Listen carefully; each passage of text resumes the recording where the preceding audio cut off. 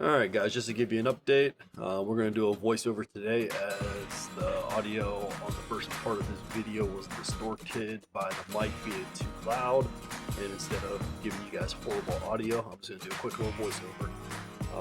So right here I'm pretty much just explaining that I was able to find a diagram last night that did show the dual alternator setup and where the tension pulleys actually were. And the tension pulley I was releasing was for the second alternator, which was at the top, and the one I needed was at the very bottom. And I will put a diagram on the screen real quick to show you exactly what I'm referring to, but I was able to find that tension release and get the alternator installed.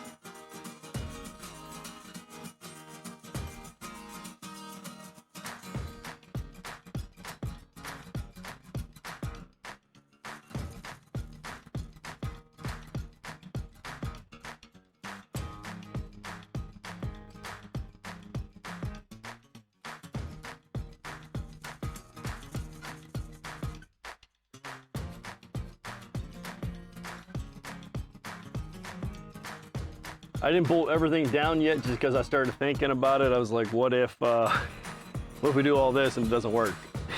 Just got to tear it all back out anyways. So I got it to the point where it should run. I got the alternator in. The battery cable is plugged, bolted down. The electrical plug is on, clipped in, pulleys on. So I should double check the pulleys real quick. So I'm gonna hop underneath just to double check the pulleys, and then the rest we'll worry about if it runs. The belt is on and secured, and it is super tight, and you could just chase it. There's another pulley right here. Belt's on, and of course there's a couple more that way too. And I could physically see it from here, but I mean, you're not gonna be able to see it, I don't think. But you look right through there, there's another pulley. And it goes all throughout there. It's pretty crazy.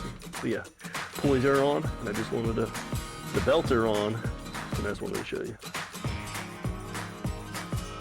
One thing I'm going to install before I do anything else is a amper battery switch.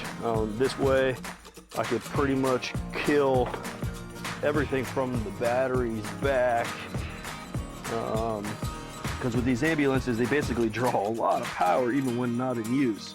So I'm pretty much gonna kill everything from the batteries to the panel with a switch. So I could basically just turn off this entire panel with a flip of a switch. That way I know there's nothing running.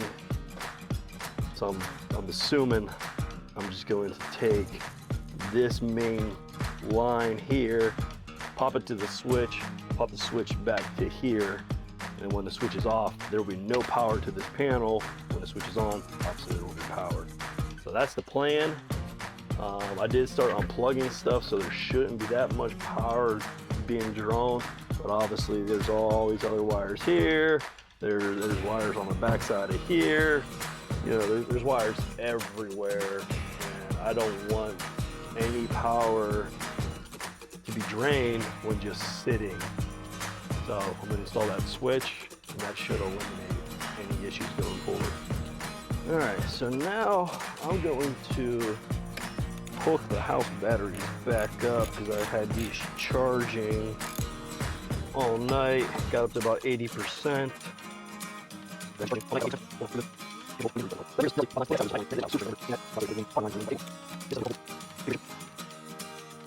All right, I guess now's as good a time as any to see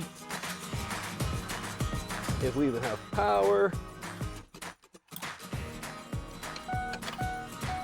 We got some dingage, we got some lights. Radio's on, that's a good sign. Radios have been on in a while. Glow plugs are on. We still have the stock dash, which we're reading 12.3 volts. Before we were reading under, well, just about 10, I believe. So yeah, let's crank her over and see what happens. Oh, baby! No way!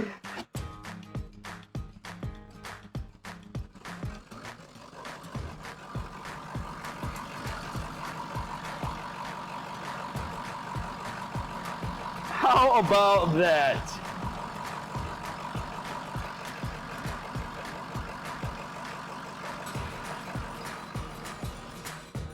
All right, I don't know about you guys, but that's impressive. Not knowing anything I'm doing. Swapped an alternator and got it running. Huh, sweet. All right, I'm gonna let it run for a few minutes to see if it's gonna charge up those batteries. I'll get the rest of this stuff bolted down and on to the next project. All right, guys, thanks for watching. All right, so real quick, I just want to test the meter. Before we were pulling at like 11 something. So in theory, we should be definitely pulling higher. And boom, we're pulling 14, 17. And since they're all connected, in theory, they should all be pulling 14. 14. Awesome.